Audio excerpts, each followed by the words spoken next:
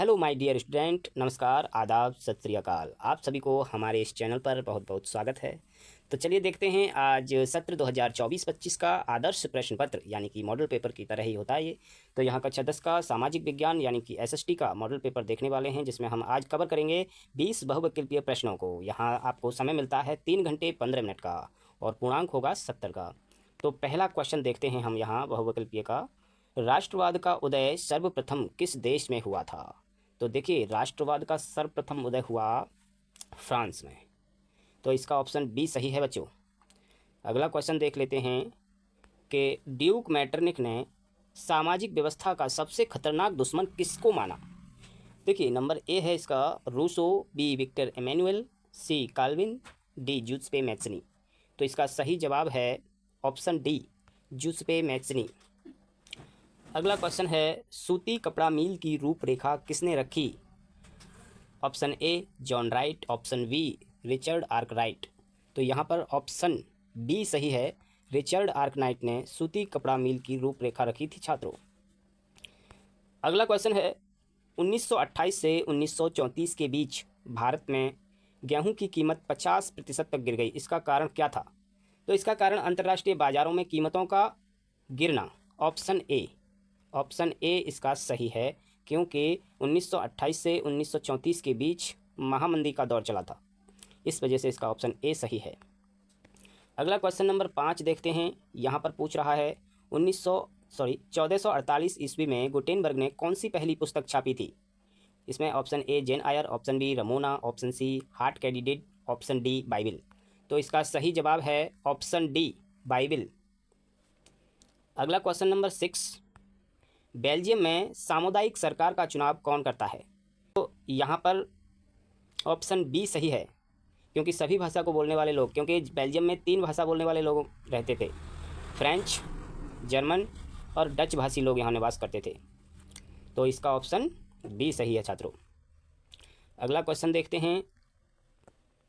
यहाँ पूछ रहा है, निम्नलिखित में से कौन सा लक्षण संघीय सरकार से संबंधित नहीं है? देखिए, संघीय सरकार का मतलब होता है फेडरल सिस्टम, यानी कि हमारा देश भी संघीय सरकार है, हमारे देश में भी संघीय सरकार की व्यवस्था है। तो देखिए ऑप्शन ए क्या कहता है, कठोर एवं लिखित संविधान। देखिए, कठोर एवं लिखित संविधान संघीय सरकार का हिस्सा है। ऑप्शन बी शक्तियों का केंद्रीयकरण। देखिए ये है, इसका सही जवाब है शक्तियों का केंद्रीयकरण नहीं होना चाहिए। इसमें पूछ रहा है नहीं है, तो इसका ऑप्शन बी सही है। संघ एवं राज्यों के मध्य शक्तियों का विभाजन होना चाहिए, सर्वोच्च न्यायालय होता ही है, कठोर एवं लिखित संविधान होना ही चाहिए, लेकिन शक्ति का केंद्रीकरण नहीं होना चाहिए। तो इसका ऑप्शन बी सही है साथियों। तो अगला क्वेश्चन देखते हैं, निम्नलिखित में से लैंगिक असमानता को बढ़ावा देने का कारण नहीं है? देखिए, इसमें पूछ रहा है नहीं है, लैंगिक असमानता मतलब लिंग के बीच असमानता। देखिए, श्रम का लैंगिक विभाजन, समाज का पितृ प्रधान होना, महिलाओं में साक्षरता दर की कमी। देखिए, जैविक बनावट यानी कि शारीरिक संरचना और जैविक बनावट, ये इसका बी ऑप्शन सही है। तो चलिए देखते हैं अगला क्वेश्चन नंबर 9, सांप्रदायिकता की समस्या प्रारंभ होती है जब? देखिए, सांप्रदायिकता की समस्या कब उत्पन्न होती है? जब धर्म को ही राष्ट्र का आधार मान लिया जाता है। नंबर बी, धर्म को राष्ट्र से अलग कर दिया जाए, सभी धर्मों को समान रूप से माना जाए, कुछ ही धर्मों को प्रधानता दी जाए। देखिए, जब हम एक ही धर्म को राष्ट्र का आधार मान लेंगे तो सांप्रदायिकता की समस्या उत्पन्न होगी। तो इसका ऑप्शन ए राइट है। अगला क्वेश्चन है, निम्नलिखित में से कौन संघ सूची का विषय नहीं है? देखिए, संघ सूची के विषय कौन कौन से होते हैं? संघ सूची यानी केंद्र सूची, केंद्र सूची में प्रतिरक्षा यानी कि देश की रक्षा की जिम्मेदारी संघ सूची का विषय है। ऑप्शन बी मुद्रा यानी करेंसी, ये भी संघ सूची का विषय है।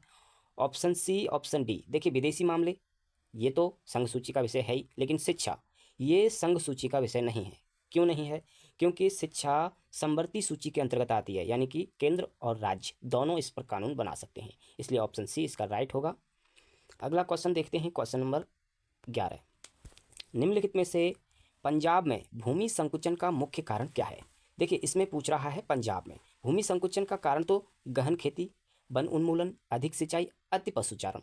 हालांकि ये सभी सही हैं, लेकिन ये पूछ रहा है पंजाब में। तो पंजाब में अगर पूछ रहा है तो इसका ऑप्शन बी सही है, क्योंकि अधिक सिंचाई के कारण पंजाब की भूमि अनुपजाऊ हो चुकी है, भूमि लवणीय और क्षारीय हो चुकी है, जिससे यहाँ भूमि का संकुचन हो रहा है, यानी कि भूमि का क्षरण हो रहा है, उपज कम हो रही है, इसलिए ऑप्शन बी बिल्कुल सही है। अगला क्वेश्चन नंबर 12, निम्नलिखित को सुमेल यानी कि मिलाते हुए सही विकल्प का चयन करना है। तो देखिए इसमें ऑप्शन दे रखे हैं आपके लिए ABCD। तो इसमें पहला है भाखड़ा नागल बांध। देखिए मैं आपको बताते चलूँ कि भाखड़ा नागल बांध, ये बांध पंजाब के होशियारपुर ज़िले में सतलुज नदी पर बना हुआ है। पंजाब के होशियारपुर ज़िले में सतलुज नदी पर बना हुआ है। तो ऑप्शन ख हीराकुंड बांध। देखिए हीराकुंड बांध महानदी उड़ीसा पर बना हुआ है। उड़ीसा में महानदी पर बना हुआ है हीराकुंड बांध। तो इसका 4 है। और सरदार सरोवर बांध, सरदार सरोवर बांध गुजरात में है। सरदार सरोवर बांध नर्मदा नदी पर बना हुआ है। और टिहरी बांध, ये उत्तराखंड में है, भगीरथी नदी पर, यानी कि गंगा को ही भगीरथी कहते हैं उत्तराखंड में। तो टिहरी बांध भागीरथी नदी पर बना हुआ है। तो इसमें नीचे विकल्प भी दिया हुआ है। तो इसमें ऑप्शन सी आपका बिल्कुल राइट है मिलाने के लिए। तो चलिए देखते हैं अगला क्वेश्चन नंबर 13। निम्नलिखित में से प्राथमिक क्षेत्रक का क्रियाकलाप नहीं है। देखिए प्राथमिक क्षेत्रक का क्रियाकलाप नहीं होना चाहिए, ये पूछ रहा है। प्राथमिक क्षेत्रक का क्रियाकलाप कहते किसे हैं? जब प्रत्यक्ष रूप से डायरेक्टली हम प्राकृतिक चीज़ों पर निर्भर रहकर जिन क्रियाकलापों को करते हैं वो से प्राथमिक क्षेत्र का क्रियाकलाप कहते हैं। कृषि प्राथमिक क्षेत्र का क्रियाकलाप है। मछली पकड़ना ये भी प्राथमिक क्षेत्र का क्रियाकलाप है। लेकिन गुड़ बनाना ये प्राथमिक क्षेत्र का क्रियाकलाप नहीं है। तो इसी को हमें राइट करके आना पड़ेगा। तो चलिए देखते हैं अगला क्वेश्चन। सार्वजनिक एवं निजी क्षेत्र को किस आधार पर वर्गीकृत किया जाता है? ऑप्शन ए रोजगार, ऑप्शन बी आर्थिक क्रिया, ऑप्शन सी उद्यम का स्वामित्व, ऑप्शन डी श्रमिकों की संख्या। तो देखिए इसका सही जवाब है उद्यम का स्वामित्व। ये ऑप्शन सी इसका राइट है। अगला क्वेश्चन है भू क्षरण से क्या तात्पर्य है? यानी कि भूमि का क्षरण भू क्षरण कहलाता है। भूमि का अनुपजाऊ हो जाना या भूमि का बिल्कुल क्षरण हो जाना। तो भूमि का अनुपजाऊ होना, इसका ऑप्शन ए बिल्कुल राइट है, ऑप्शन ए। अगला क्वेश्चन है इनमें से कौन सा संरक्षण का तरीका समुदाय की सीधी भागीदारी नहीं करता? देखिए समुदाय की सीधी भागीदारी नहीं करता है पूछ रहा है। ऑप्शन ए संयुक्त वन प्रबंधन, बीज बचाओ आंदोलन, चिपको आंदोलन, वन्य जीव पशु विहार का परिसीमन। देखिए वन्य जीव पशु विहार का परिसीमन समुदाय की सीधी भागीदारी इसमें नहीं रहती है, लेकिन संयुक्त वन प्रबंधन में समुदाय की भागीदारी रहती है। बीज बचाओ आंदोलन इसमें भी समुदाय की सीधी भागीदारी रहती है। चिपको आंदोलन में वृक्षों से चिपक कर लोग पेड़ काटने से रोकते हैं, इसमें भी समुदाय की भागीदारी रहती है। लेकिन वन्य जीव पशु विहार का परिसीमन इसमें नहीं रहती। इसका ऑप्शन डी बिल्कुल राइट है। इसी को निम्नलिखित में से कौन सा व्यापार अवरोधकों का लक्षण नहीं है? विश्व व्यापार संगठन व्यापार अवरोधकों को बढ़ावा देता है? बिल्कुल नहीं, ये व्यापार अवरोधकों को बढ़ावा नहीं देता। वर्ल्ड ट्रीटी ऑर्गेनाइजेशन, विश्व व्यापार संगठन, ये व्यापार को मुक्त करता है, पूरी दुनिया में व्यापार को बढ़ावा देता है। ऑप्शन सी इसको सही करके आना है आपको। Question number 18। भूमिहीन ग्रामीण मजदूरों के लिए सबसे अधिक उपयुक्त विकास का लक्ष्य कौन सा है? भूमिहीन ग्रामीण मजदूर जिनके पास ज़मीन नहीं है, भूमि नहीं है, उनके लिए देखिए विकास का सबसे बड़ा लक्ष्य है अधिक मजदूरी। यानी कि उन बेचारों को डेली मजदूरी मिले और अधिक मजदूरी मिले, यही उनका विकास का लक्ष्य होता है। तो इसका ऑप्शन सी बिल्कुल राइट है।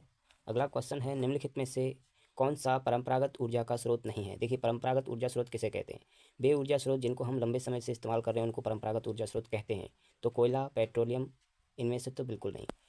और इसका ऑप्शन बी राइट है, क्योंकि भूतापीय ऊर्जा यानी कि पृथ्वी के अंदर की जो ऊर्जा है इसको अभी हम इस्तेमाल नहीं कर पा रहे हैं, क्योंकि हमारे पास अभी इतनी प्रौद्योगिकी यानी टेक्नोलॉजी नहीं है इस वजह से। तो इसका ऑप्शन बी राइट रहेगा। अगला और अंतिम क्वेश्चन है आपका वैश्वीकरण का बहुराष्ट्रीय कंपनियों के निवेश पर क्या प्रभाव पड़ा? यानी कि ग्लोबलाइजेशन, वैश्वीकरण का मतलब होता है ग्लोबलाइजेशन, पूरी दुनिया में बहुराष्ट्रीय कंपनी यानी वे कंपनियां जो एक देश से अनेक देशों में चलती हैं या रन करती हैं उनको बहुराष्ट्रीय कंपनी कहते हैं। तो बहुराष्ट्रीय कंपनी के निवेश पर क्या प्रभाव पड़ा? देखिए बहुराष्ट्रीय कंपनियों के निवेश में वृद्धि हुई, बिल्कुल। बहुराष्ट्रीय कंपनियों द्वारा भारत के विदेशी व्यापार के अधिकांश भाग पर नियंत्रण हुआ, बिल्कुल ये भी सही है। बहुराष्ट्रीय कंपनियों के आगमन से लोगों की आर्थिक स्थिति सुदृढ़ हुई, बिल्कुल ये भी सही है। तो इसका ऑप्शन नंबर डी ये बिल्कुल राइट रहेगा, क्योंकि उपरोक्त सभी ये सभी इसके सही हैं। तो आज के लिए इतना ही काफ़ी है। अगले वीडियो में हम लोग आपको बताएंगे विस्तृत और लॉन्ग क्वेश्चनों को। धन्यवाद।